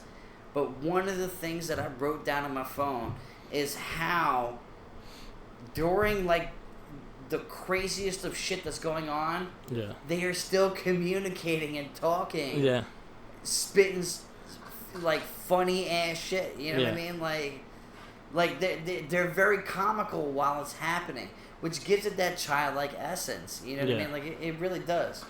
One thing I also liked is the fact that like they actually use their weapons. You see Donatello actually using his bow, Mikey using the nunchuck, Leonardo trying to cut the fucking dude's head, and then he misses, and he's like, "Gotcha," and then fucking hits him. But he doesn't stab anybody. No, but he's more for blocking. But he's using it as a weapon, like he's swinging the sword.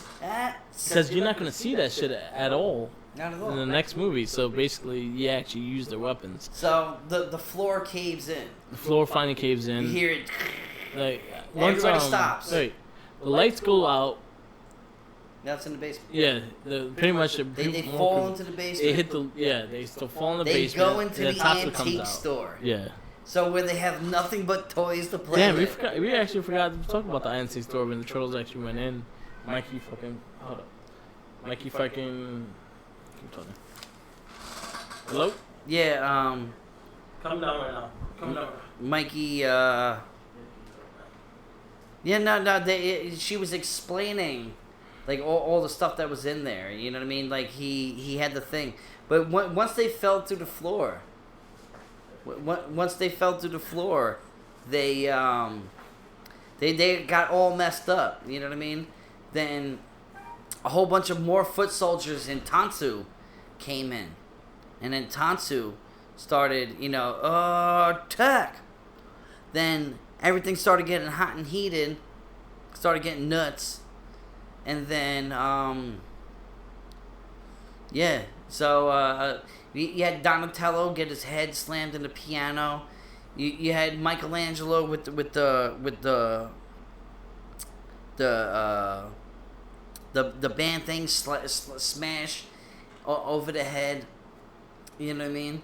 So after a while of them getting fucked up, all of a sudden the light turns on, and then you see in the corner Casey Jones walks in. Casey Jones is like, I see you guys over here, my little friend over there. He starts whooping their fucking ass. You know what I mean? They definitely do. Starts whooping their ass. I'm losing my spot right now. I apologize.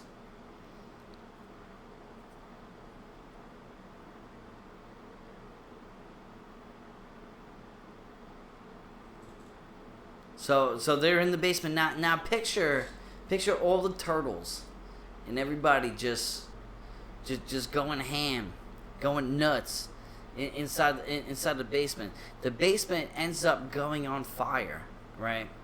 And at the same time of all this, Charles, who obviously we know as April O'Neil's boss, the thing drops from the ceiling, and because what she just did with the commissioner, she got fired.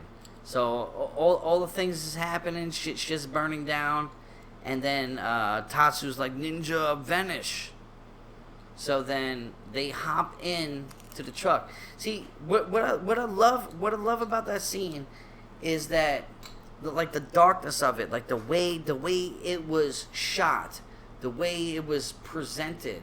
You know what I mean? Like, they went from the upstairs, you know what I mean? Like, where it was bright. We had a skylight. We had a lot of, a lot of sunlight. And then it dropped down to darkness, you know what I mean?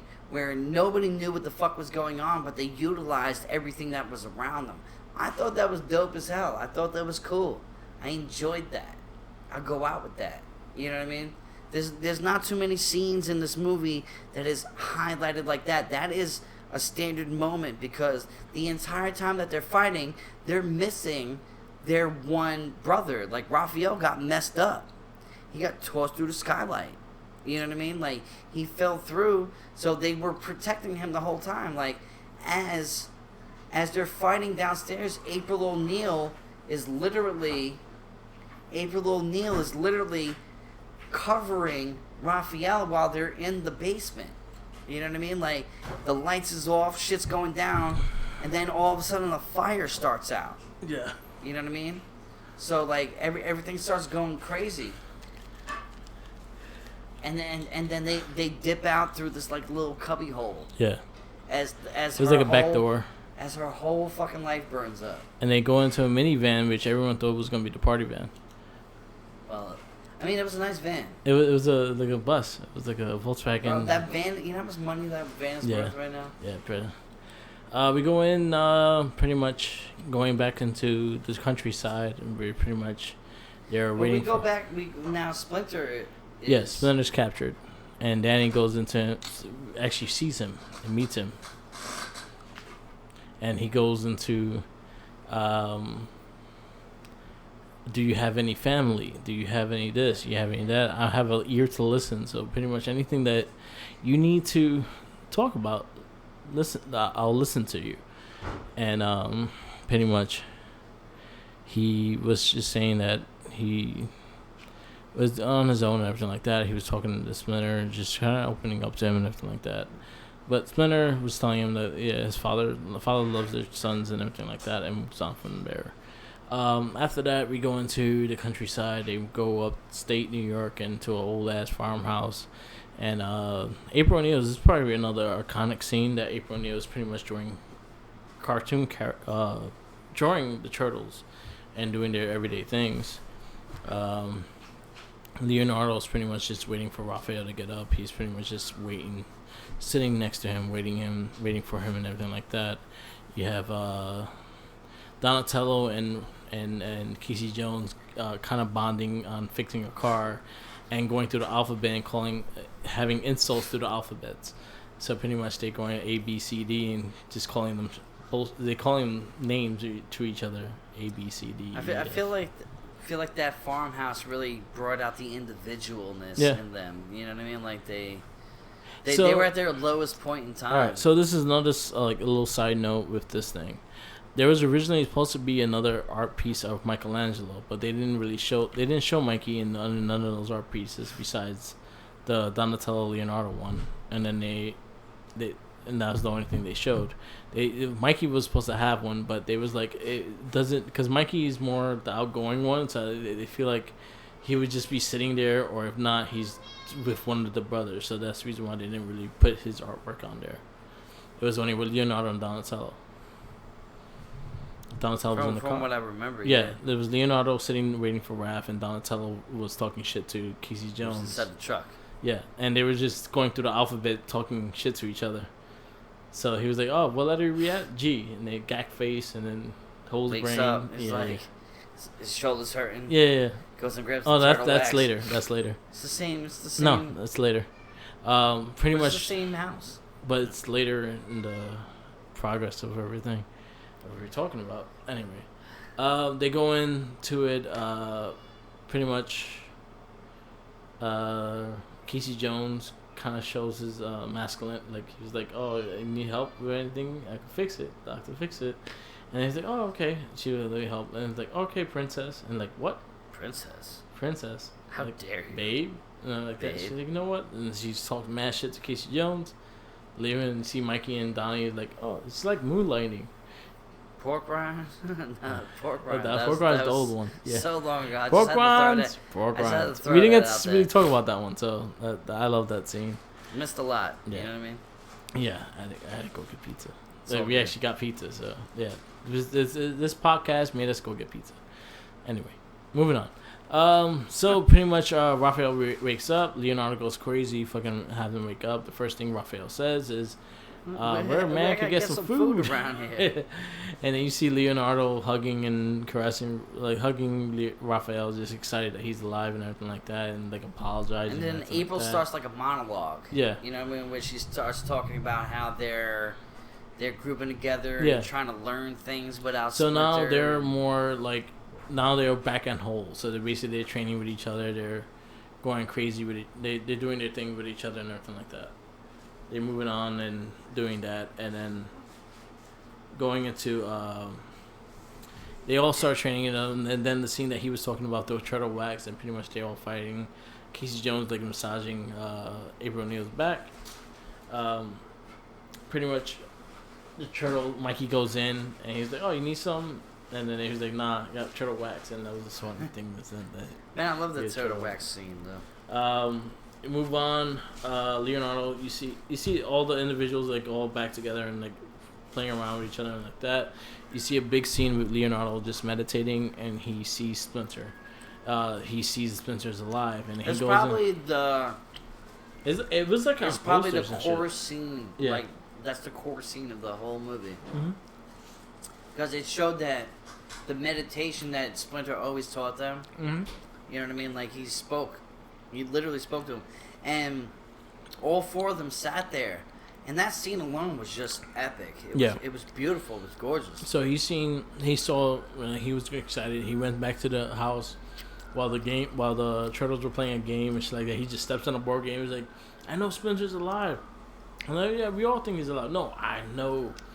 So he sends them out to go meditate, and this is like an iconic spot. It's pretty much all four turtles meditating, and then Splinter comes out, and a blue flame, and they actually have NECA actually just made a toy of the blue flame Splinter, which is pretty dope. And then he's pretty much saying that how much he loves his sons and how much he believes in them and everything like that. It was very inspirational, very sad. You see the turtles crying and tearing and just happy to see their father alive. After that scene, we got the cool music of dun, dun, dun, dun, dun. It's like the redemption mode. Yeah. And then he's like, "We ready to go back," and I love that scene. They go back to the sewers, fucking raining like cats and dogs. They find Danny. They find Danny in the house. You know what I mean? Casey Jones gets claustrophobic. You're claustrophobic. I never looked at a man like that before. Like he didn't understand. I'm gonna go sleep in a truck. No. I like how they did that. I'm so happy I'm eating pizza right now. Yeah. One of the funny things is the fact that right we're talking about, and we just got pizza, is the fact that, Danny is like, I had pizza over here a couple of days ago. Do you like penicillin on your penicillin? Pizza? The shit all got moldied up. Burn. And I love the fact they still have the time to joke with them because that's what the turtles are. They like to joke, they like to have fun and everything like that. Moving on to that, Casey Jones follows Danny into the warehouse. Because he's passed out in the truck. Yeah. He's trying to. Yeah. And sees Danny leaving. Mm-hmm. So he goes there. And follows. And then Danny leads him basically to Splinter. Mm-hmm. And he's like, yo, what the fuck is going on? Mm-hmm. Basically. And then Tatsu comes in. We kind of forgot the scene with Danny, Splinter, kind of explaining Danny to what everything happened, and he wears his logo on his chest. Fathers care for their sons. And then he wears a symbol on his head. He takes it off. And then Shredder sees the fact that shit on the ground, and he was like, and that's when he started looking for him, kind of shit. There's a lot, man. Who sees the artwork of the turtles? That was after. No, it was actually. We were right. You're hiding something. Mm-hmm. And he sees the artwork of the turtles. So he knows they're back, and he sends all the turtles the foot that type of turtles. We did have an awesome scene with Casey Jones and Tatsu. Well, so Tatsu got his fucking medicine. Yep. He got his ass whooped. He beat the shit out of Casey Jones. I never called golf a dog school again. I love that scene as well. Although, we'll help you all out with that whole like that. So we got an awesome fight scene throughout the city. We went to the sewers, we went to the zone like that, and you see all turtles fucking fighting and kicking ass and whooping everyone's ass, and this was an awesome scene. Well, it started in the sewer, and then they started dragging out of the sewer. Yeah. And then it started with the It started with the music, and you saw them having fun whooping ass. Yeah. You saw April even help them out. All I know is that these guys know where Splinter is. Yeah. Whooping some ass, bro. It was a good time. Yeah, that was a really good scene. You get one of the most iconic scenes when Mikey was fighting someone on the fire escape, and someone swung an axe at him, and he ducked his head inside the turtle shell. Man, I love being a turtle. They all get up to the roof, and then the final boss, Shredder, comes out. I wonder how he glided down. Like, that's ninja skill right there. When you could. I think he just dropped down, and they just made it for dramatic I'm just saying, like, he just glided down. They're like, oh shit, he could control his jump. And then we got Shredder back in, and I think this was an epic. It was an epic scene, and pretty much like that. And the turtles just start going and attacking him. Raphael went first, got his ass whooped. Everyone started getting their ass whooped. The weapons. All I know is that this guy knows where Splinter is. And then Leonardo stops after they get doesn't this guy know we're the good guys? Somebody should tell him that we are the good guys. It goes into that, and then pretty much Shredder then Leonardo was like, this guy knows what Splinter is, and like that, and then pretty much he was like, yeah, what the fuck he said? Oh, you're talking about the rat? Yeah, the rat. Oh, he had a name. He has a name. He had a name. Oh, he had a name. That was an open scene, and Leonardo got fucking shit. You lie! And got fucked up. Do I? I liked that scene, too.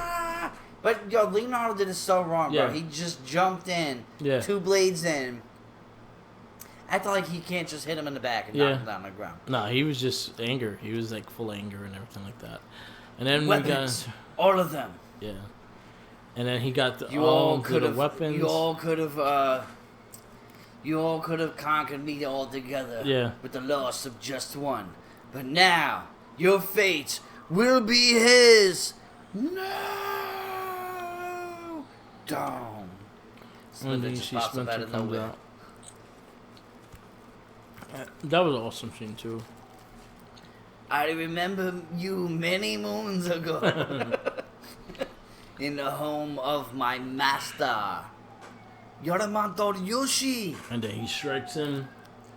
He catches him with the nunchuck. No, you. Now I will finish what I began with your ear.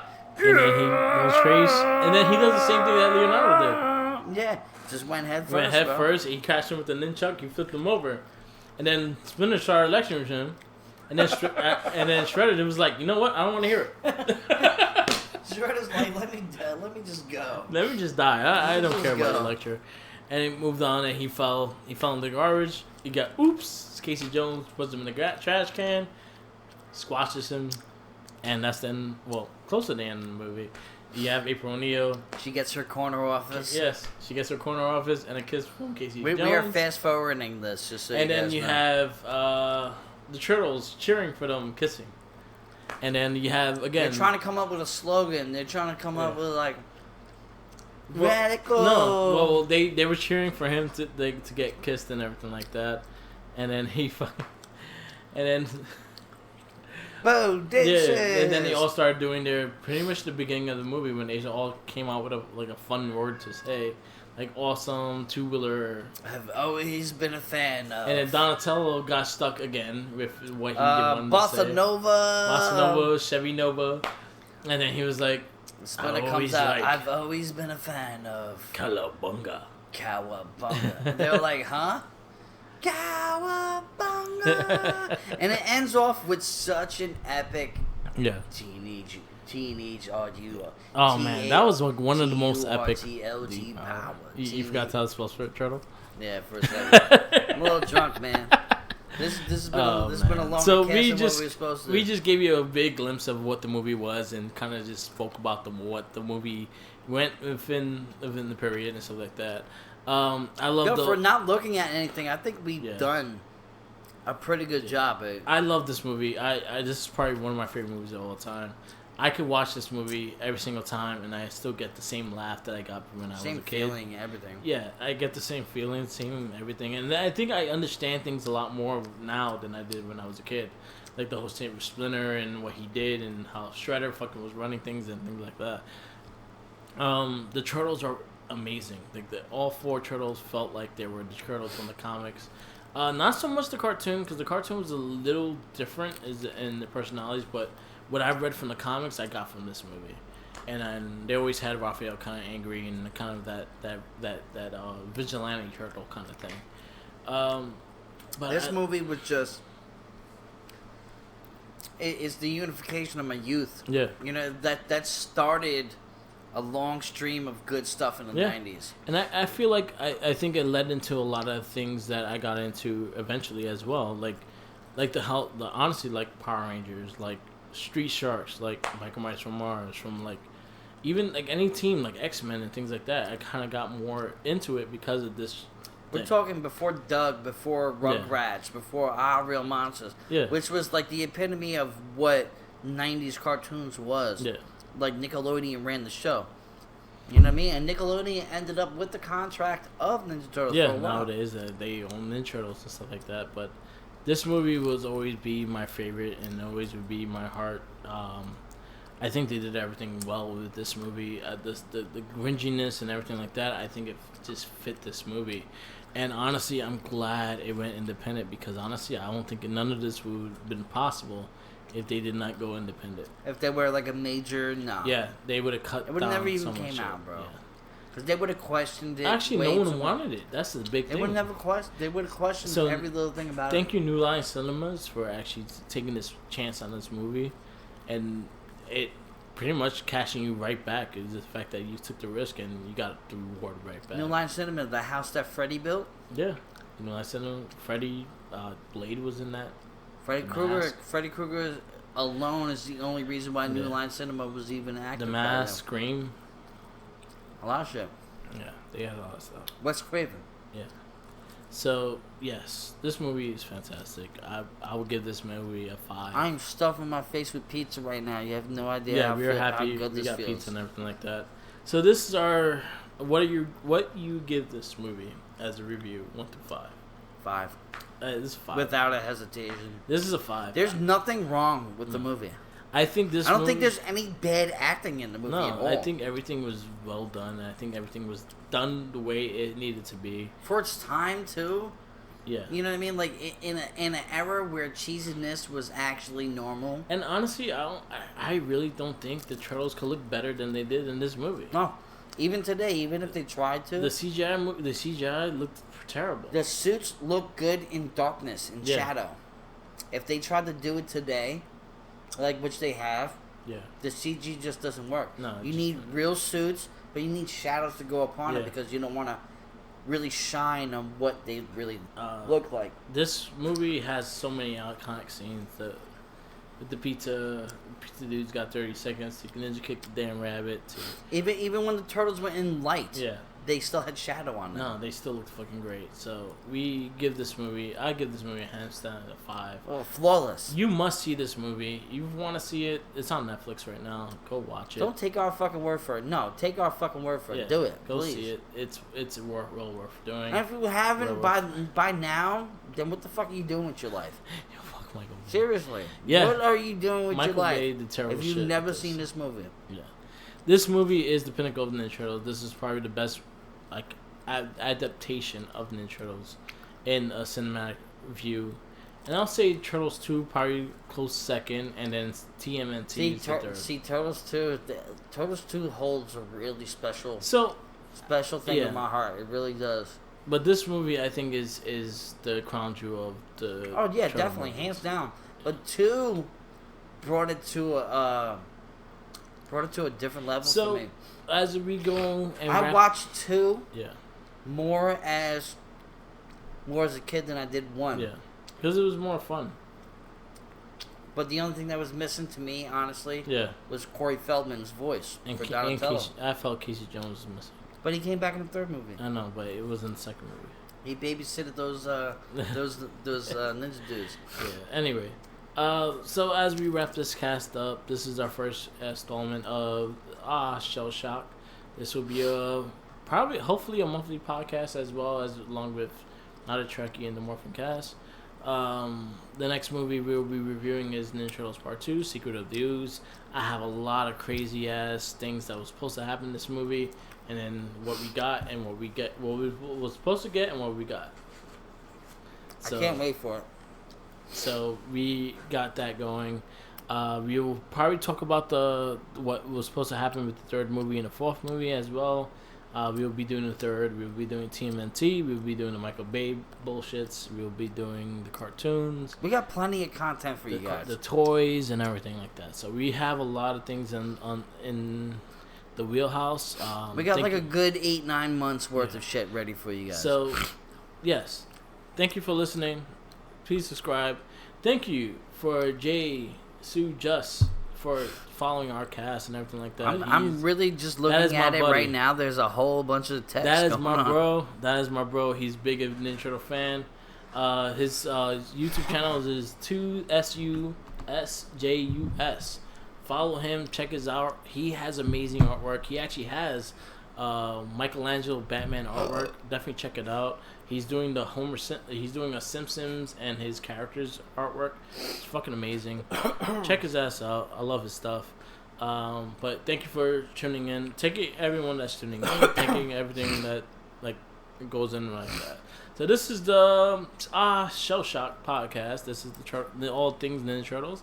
I'm Mark with the mic. That's Tenacious T. Please follow us on all our social medias. We have a link tree on this podcast as well. Follow me on Instagram, Tumblr, Facebook, YouTube, SoundCloud, and Twitch TV, all Mark with the mic. Follow our Facebook pages with the Wrestling Babble and Best Cycle Link. We post everything on those casts. Shout outs to Tommy. Always, and shouts out to anybody who ever listens to our cast. Without you guys, we would not be doing what we do. You know what I mean? The feedback that we get is nothing but love in the air, so I truly appreciate that. But always shouts out to Game On. Yeah. Game On, a retro video game store based out on Long Island, out in Setauket in Miller Place. They mainly focus on all of our old school retro video games, anything from NES up to PlayStation 3. So if you want, you could get all of it TMNT, the original game from NES. You can get every single game Ninja Turtles ever came out with. Hyperstorm Heights on Genesis, to Turtles in Time on SNES, and to the GameCube game, which is one of the best fucking games ever. It really is. It's so good. Shouts out to them because they are a place that thrives and banks on a society that gives to each other. So I truly appreciate them. Shouts out to my brother James Anthony. My right hand, ride or die in life. Literally, we're brothers, so there's no escaping that. Shouts out to Illegitimate Sons, which is my music forum, which we will be showcasing a lot more music soon. So check the Twitters and check the feeds for that, because I will be producing that. Everything from rock to rap to R&B to smack your mom in the fucking face. You know what I mean? It really doesn't matter. Shouts out to Ray Sean, aka to the Max, who should have been here today. Today was supposed to be his debut in his own cast, but sometimes things happen, so the clock gotta keep going. Yes. You know what I mean?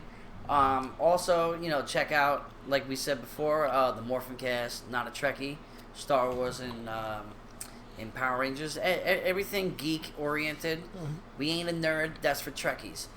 Keep that straight. And honestly, everything that we do, Red Cycling Inc. We got It Gets Better, I Swear, and the Wrestling Babble, our weekly podcasts. We got our monthly podcasts in the Morphin Cast, the Not a Trekkie, and the Shell Shack now. So check us all out. Please like, subscribe, give us comments, give us things that we could do better and like that. We take the feedback really well. Peace out, laters, and always remember, follow the Jinkies. And honestly, we like Shredder, so I'm not gonna say fuck Shredder either. I would never say that. I mean, that's a Power Ranger thing. Fuck Zordon. Yeah. But Well, fuck Zordon. We still hate him. Even on Turtlecast, we hate him. Listen, man, this is the 90s, right? Yeah. Oh, check out Power Rangers versus Ninja Turtles. Boom Studios and IDW. Please. Yes.